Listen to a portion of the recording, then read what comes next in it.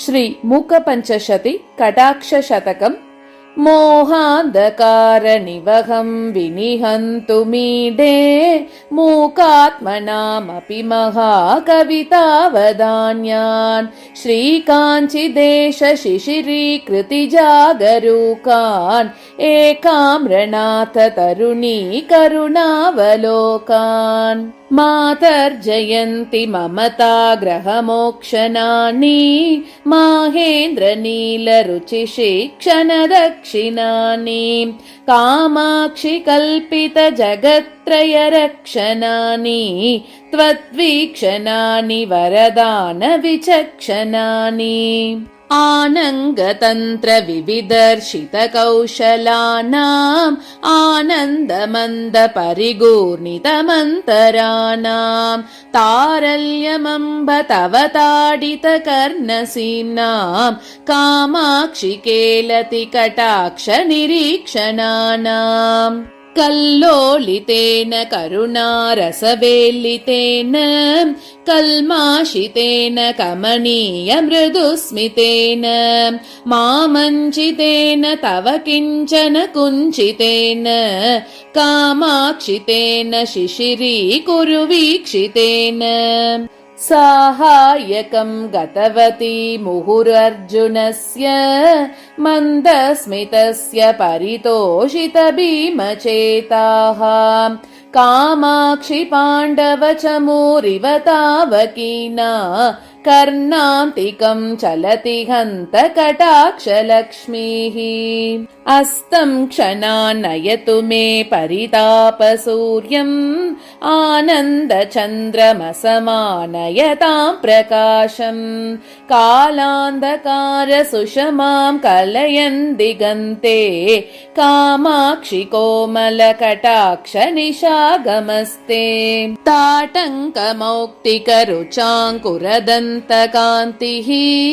कारुण्यहस्ति पशिकामणिनादिरूढः उन्मूलयत् वशुभपादपमस्मदीयम् कामाक्षि तावक कटाक्षमतङ्गजेन्द्रः। छायाभरेण जगतां परितापहारी ताटङ्करत्नमणितल्लजपल्लवश्रीः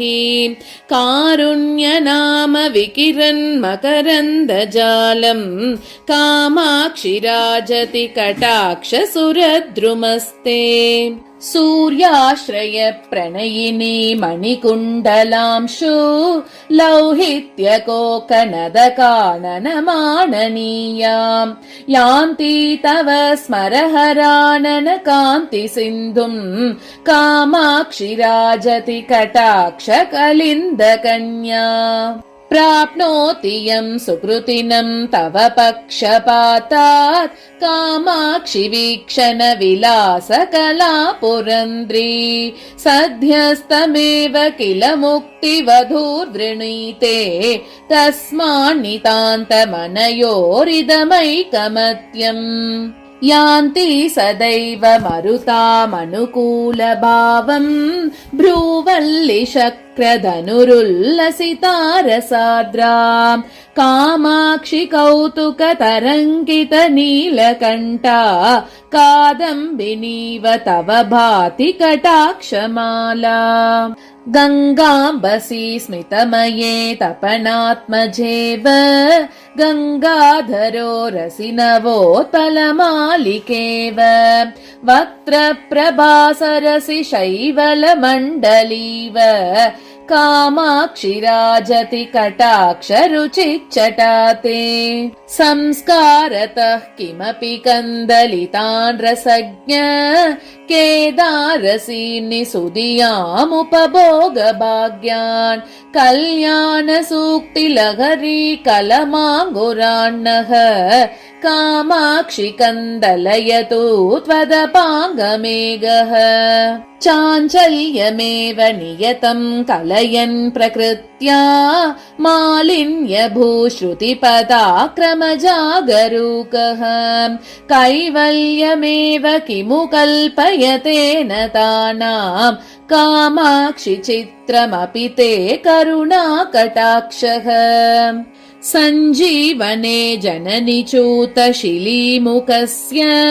सम्मोहने शिशिकिशोरकशेखरस्य संस्तम्भने शममताग्रहचेष्टितस्य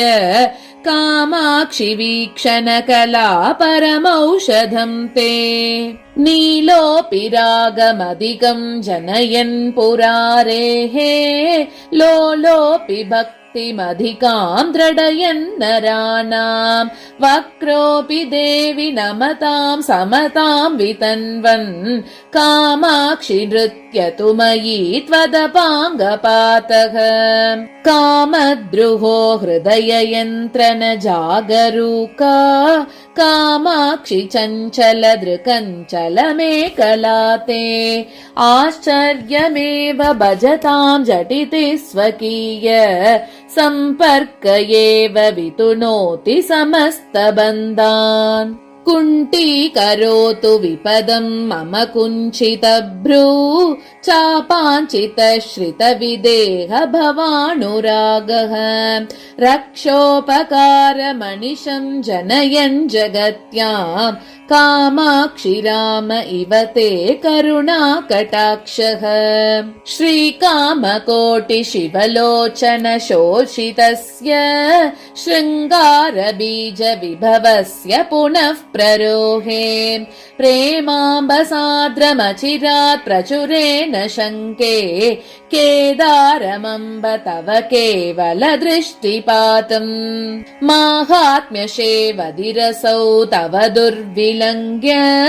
संसारविन्द्यगिरिकुण्टन केलिचुञ्चुः धैर्याम्बुधिं पशुपतेश्चुलुकीकरोति कामाक्षि वीक्षण विजृम्भण कुम्भजन्मा पीयूषवर्ष शिशिरा स्फुटदुत्पलश्री मैत्री निसर्ग मधुरा कृततारकाप्तिः कामाक्षि संश्रितवती वपुरष्टमूर्तेः ज्योत्स्नायते भगवती त्वदभाङ्गमाला अम्बस्मर प्रतिभटस्य वपुर्मनोज्ञम् अम्बोजकाननमिवाञ्छितकण्टकाभम् भृङ्गीव चुम्बति सदैव सपक्षपाता कामाक्षि कोमलरुचिस्त्वदपाङ्गमाला केशप्रभा पटलनीलवितानजाले कामाक्षि कुण्डलमणि च विदीपशोभे शङ्के कटाक्षरुचिरङ्गतले कृपाख्या शैलूषिका नटति शङ्करवल्लभे ते अत्यन्त शीतलमतन्त्रयतु क्षणार्धम् अस्तोक विभ्रममणङ्गविलासकन्दम् अल्पस्मितादृतमपार कृपा प्रवाहम् अक्षिप्ररोहमचिरान्मयि कामकोटि मन्दाक्षरागतरलीकृतिपारतन्त्र्यात् कामाक्षि मन्तरतरां त्वदपाङ्गडोलाम् आरुह्य मन्दमतिकौतुकशालिचक्षुः आनन्दमेति मुहुरर्धशशाङ्कमौलेः त्रयम्बकम् त्रिपुरसुन्दरि हर्म्यभूमिः अङ्गम् विहार सरसी करुणा प्रवाहः दासाश्च वासवमुखाः परिपालनीयम् कामाक्षि विश्वमपि वीक्षण बुभृतस्ते वागीश्वरी सहचरी नियमेन लक्ष्मीः भ्रूवल्लरी वशकरी भुवनानि गेहम् रूपम् त्रिलोकनयनामृतमम्ब तेषाम् कामाक्षि येषु तव वीक्षण पारतन्त्री माहेश्वरं झटिति मानसमीनमम्ब कामाक्षि धैर्य जलदौ नितरां निमग्नम्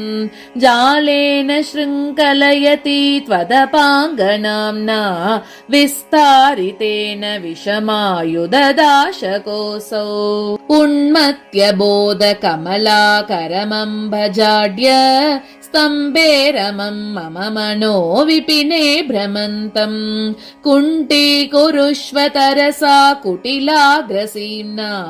कामाक्षि तावक कटाक्ष महाङ्कुशेन उद्वेलितस्तबकितैर्ललितैर्विलासैः उत्थाय देवि तव गाढकटाक्षकुञ्जात् दूरं पलाययतु मोहमृगीकुलं मे कामाक्षि सत्वरमनुग्रह केसरीन्द्रः स्नेहार्द्रितां विदलितोत्पलकान्तिचोरां जेतारमेव जगदीश्वरि जेतु कामः मानोद्धतो मकरकेतुरसौ दुनीते कामाक्षि तावक कटाक्ष कृपानवल्लीम् श्रौतीं व्रजन्नपि सदा सरणिं मुनीनां कामाक्षि सन्ततमपि स्मृतिमार्गगामी कौटिल्यमम्ब कथमस्थिरतां च दत्ते चौर्यं च पङ्कजरुचां त्वदपाङ्गपातः नित्यं श्रुतेः परिचितौ यतमानमेव नीलोत्पले निजसमीप निवासलोलम् प्रीत्यैव पाठयति वीक्षण देशिकेन्द्रः कामाक्षि किन्नु तव कालिम सम्प्रदायम् भ्रान्त्वा मुहुस्तबकितस्मितपेन राशौ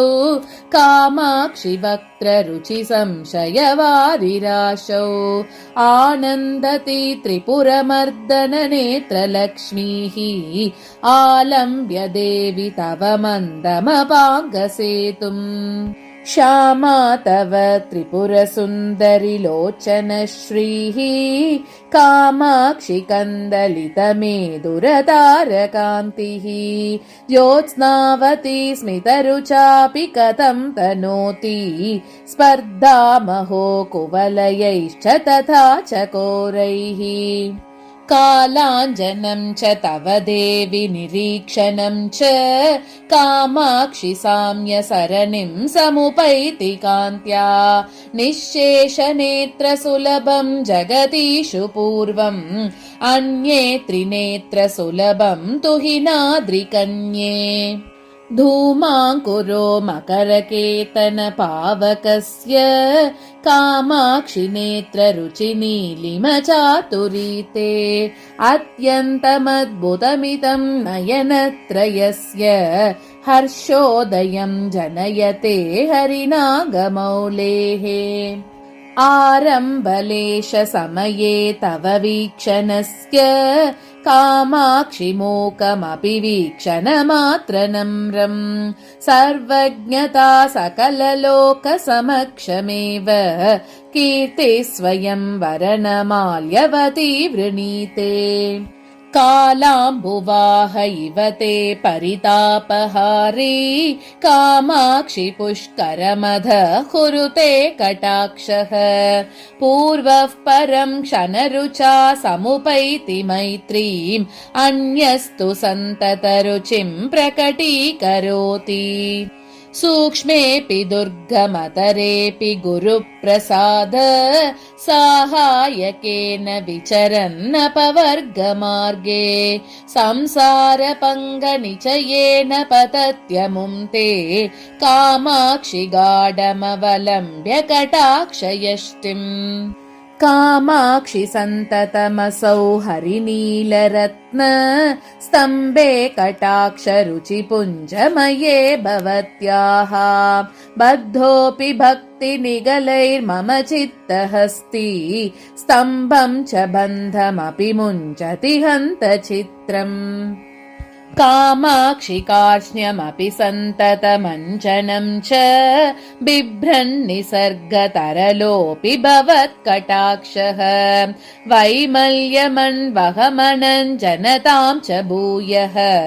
स्थैर्यं च भक्तहृदयाय कथं ददाति मन्दस्मितस्तबकितं मणिकुण्डलांशु स्तोमप्रवालरुचिरं शिशिरीकृताशं कामाक्षि राजति कटाक्षरुचेः कदम्बम् उद्यानमम्ब करुणा हरिणेक्षणायाः कामाक्षि तावक कटाक्ष महेन्द्रनील सिंहासनं श्रितवतो मकरध्वजस्य साम्राज्यमङ्गलविदौ मणिकुण्डलश्रीः नीराजनोत्सवतरङ्गितदीपमाला मातः क्षणं स्नपय मां तव वीक्षितेन मन्दाक्षितेन सुजनैरपरोक्षितेन कामाक्षि कर्मतिमिरोत्करभास्करेण श्रेयस्करेण मधुपत्युदितस्करेण प्रेमापगापयसि मज्जनमारचय्य युक्तस्मितांशुकृतभस्म विलेपनेन कामाक्षि कुण्डलमणिद्युतिभिर्जटालः श्रीकण्ठमेव भजते तव दृष्टिपातः कैवल्यदाय करुणारसकिङ्कराय कामाक्षि कन्दलित विभ्रमशङ्कराय आलोकनाय तव भक्त शिवङ्कराय मातर्नमोऽस्तु परतन्त्रित शङ्कराय साम्राज्यमङ्गलविधौ मकरध्वजस्य लोलालकालिकृततोरणमाल्यशोभे कामेश्वरी प्रचलदुत्पलवैजयन्ती चातुर्यमेति तव चञ्चलदृष्टिपातः मार्गेण मञ्जुकचकान्तितमोवृतेन मन्दायमानगमना मदनातुरासौ कामाक्षि दृष्टिरयते तव शङ्कराय सङ्केतभूमिमचिरादभिसारिकेव व्रीडानुवृत्तिरमणीकृतसाहचर्या शैवालितां गलरुचा शशिशेखरस्य कामाक्षि कान्तिसरसीं त्वदपाङ्गलक्ष्मीः मन्दं समाश्रयति मज्जनकेलनाय काषायमं शुकमिव प्रकटं ददानो माणिक्यकुण्डलरुचिं ममता विरोधी श्रुत्यन्तसीमनिरतः सुतरां चकास्ति कामाक्षि तावक कटाक्षयतीश्वरोऽसौ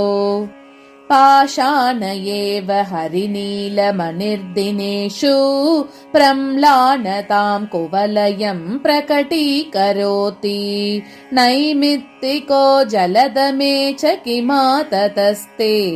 कामाक्षि शून्यमुपमानमपाङ्गलक्ष्म्याः शृङ्गारविभ्रमवती सुतरां सलज्जा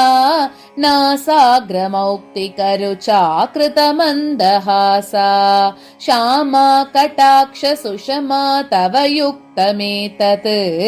कामाक्षि चुम्बति दिगम्बरवक्त्रबिम्बम् नीलोत्पलेन मधुपेन च दृष्टिपातः कामाक्षि तुल्य इति ते कथमामनन्ति शैत्येन निन्दति यतन्वहमिन्दुपादान् पातोरुहेन यदसौ कलहायते च ओष्ठप्रभा पटलविद्रुममुद्रिते ते भ्रूवल्लिवीचि सुभगे मुखकान्तिसिन्धौ कामाक्षि वारि भरपूरणलम्बमान कालाम्बुवाह सरनिं लभते कटाक्षः मन्दस्मितैर्धवलिता मणिकुण्डलांशु सम्पर्कलोहितरुचिस्त्वदपाङ्गधारा कामाक्षि मल्लिकुसुमै नवपल्लवैश्च नीलोत्पलैश्च रचितेव विभाति माला कामाक्षि शीतलकृपा रसनिर्जराम्बः सम्पर्कपक्ष्मलरुचिस्त्वदपाङ्गमाला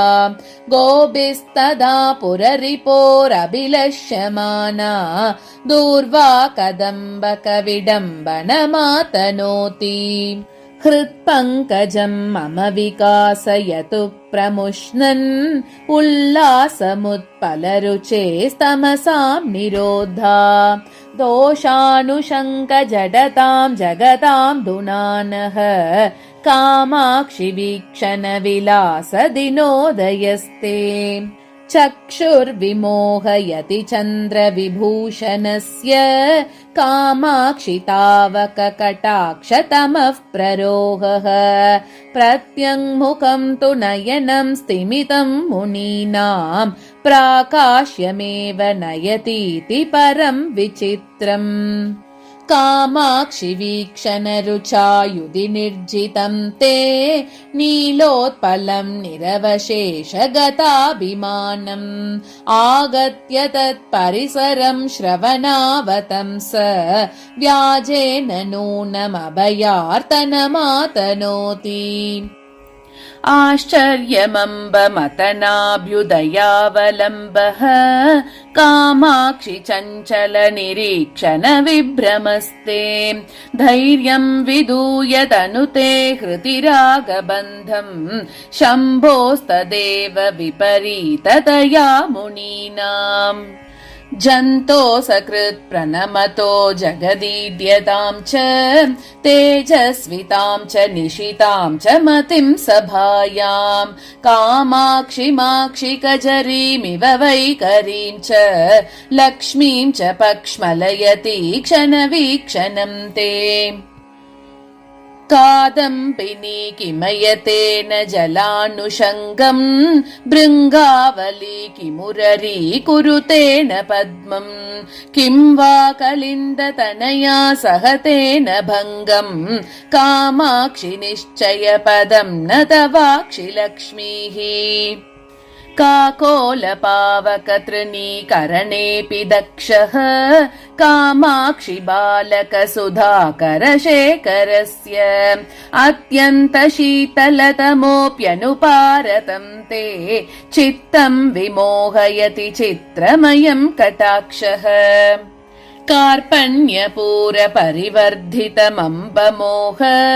कन्दोद्गतम् भवमयम् विषपादपम् मे तुङ्गम् छिनत्तु तुहिना त्रिसुते भवत्याः काञ्चीपुरेश्वरि कटाक्षकुठारधारा कामाक्षि घोर भवरोग चिकित्सनार्थम्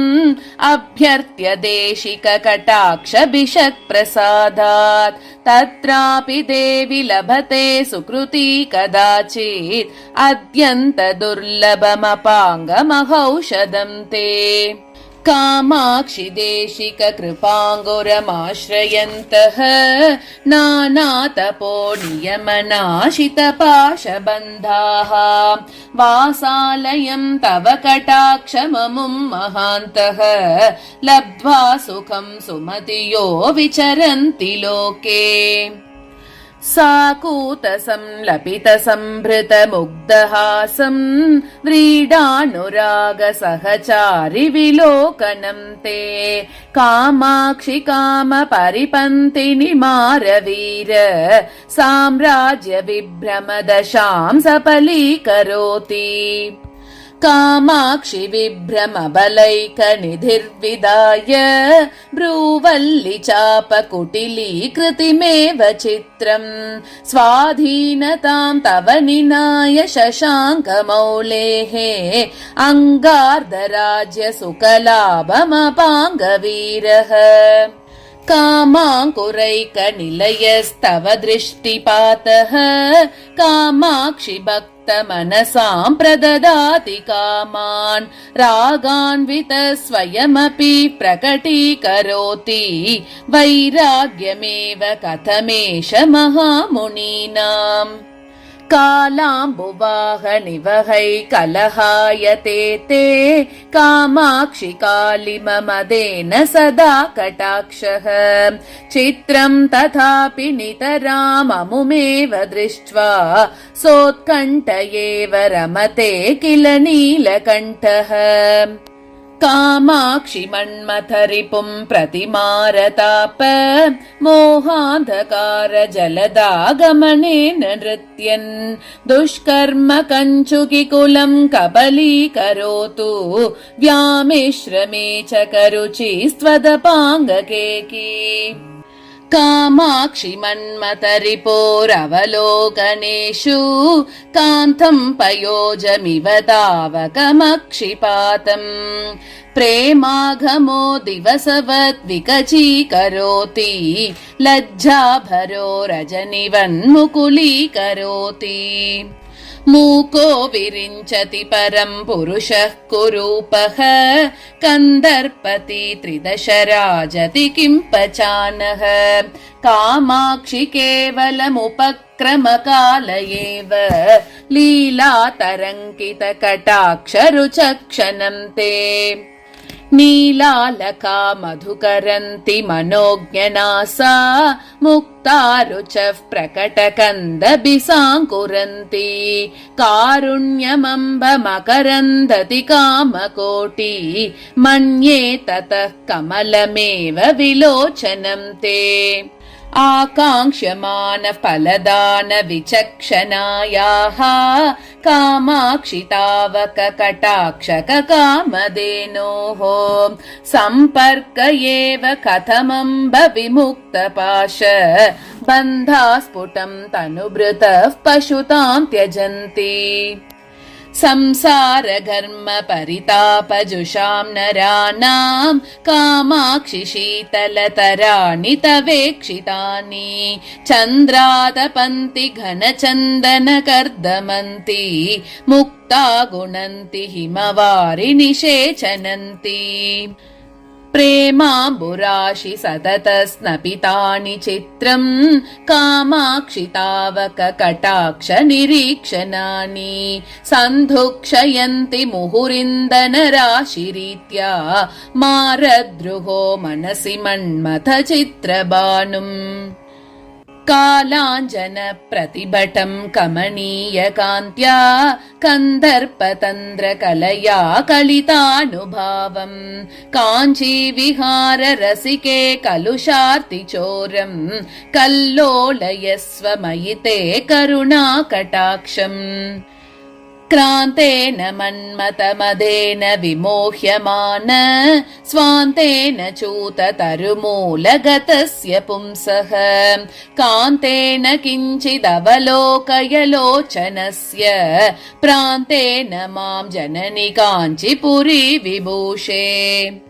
कामाक्षि केऽपि सुजना स्वदपाङ्गसङ्गे कण्ठेन कन्दलितकालिमसम्प्रदायाः उत्तम सकल्पितचकोरकुटुम्बपोषाः नक्तं दिव प्रसवभूनयना भवन्ति नीलोत्पल प्रसव कान्ति निदर्शनेन कारुण्य विभ्रमजुषा तव वीक्षणेन कामाक्षि कर्म जलदेः कलशीसुतेन पाशत्रयात् वयममी परिमोचनीयाः अत्यन्त चञ्चलमकृत्रिममञ्जनं किं झङ्कार भङ्गिरहिता किमु भृङ्गमाला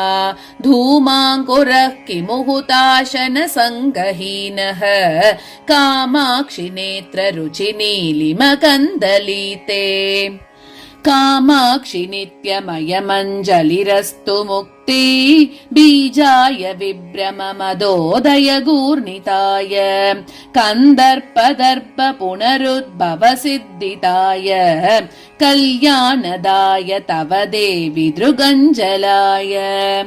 दर्पाङ्कुरो मकरकेतन विभ्रमाणाम् निन्दाङ्कुरो विदलितोद्बलचातुरीणाम् दीपाङ्कुरो भवतमिश्र कदम्बकानाम् कामाक्षि पालयतु माम् त्वदपाङ्गपातः कैवल्य दिव्यमणिरोहण पर्वतेभ्यः कारुण्य निर्जर भय कृतमज्जनेभ्यः कामाक्षि किङ्करित शङ्कर मानसेभ्यः तेभ्यो नमोऽस्तु तव वीक्षण विभ्रमेभ्यः अल्पीय एव नवमुत्पलमम्बहीना मीनस्य वा सरणिरम्बुरुहां च किं वा दूरे मृगी तृगसमञ्जसमञ्जनं च कामाक्षि वीक्षणरुचौ तव तर्कयामः मिश्रीभवद्गरलपङ्किल शाङ्करोरः सीमाङ्गने किमपि रिङ्गणमाददानः हेलावधूतललित श्रवणोत्पलोऽसौ कामाक्षि बाल इव राजति ते कटाक्षः प्रौढीकरोति विदुषां नवसूक्तिदाटी चूताटवीषु बुधगोकिललाल्यमानम् माध्वीरसं परिमलं च निरर्गलं ते कामाक्षि वीक्षण विलास वसन्तलक्ष्मीः कूलङ्कषं वितनुते करुणाम्बुवर्षी सारस्वतं सुकृतिनः सुलभं प्रवाहम् तुच्छीकरोति यमुनाम्बुतरङ्गभङ्गीं कामाक्षि किं तव कटाक्षमहाम्बुवाहः जागर्ति देवि करुणा शुकसुन्दरी ते ताटङ्करत्नरुचिदाडिमकण्डशोणे कामाक्षि निर्भर कटाक्ष मरीचिपुञ्ज माहेन्द्र नीलमणिपञ्जर मध्यभागे कामाक्षि सत्कुवलयस्य सगोत्रभावात् आक्रामते श्रुतिमसौ तव दृष्टिपातः किं च स्फुटं कुटिलतां प्रकटीकरोति भ्रूवल्लरी परिचितस्य फलं किमेतत् एषा तवाक्षि सुषमा विषमायुधस्य नारा च वर्षलहरी नकराजकन्ये शङ्के करोति शतदा हृदि धैर्यमुद्रां श्रीकामकोटि यदसौ शिशिरांशुमौलेः बाणेन पुष्पधनुषः परिकल्प्यमान त्राणेन भक्तमनसां करुणाकरेण कोणेन कोमलदृशस्तव कामकोटि शोणेन शोषय शिवे मम शोकसिन्धुम्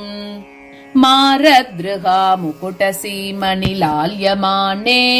मन्दाकिनी पयसि ते कुटिलं चरिष्णुः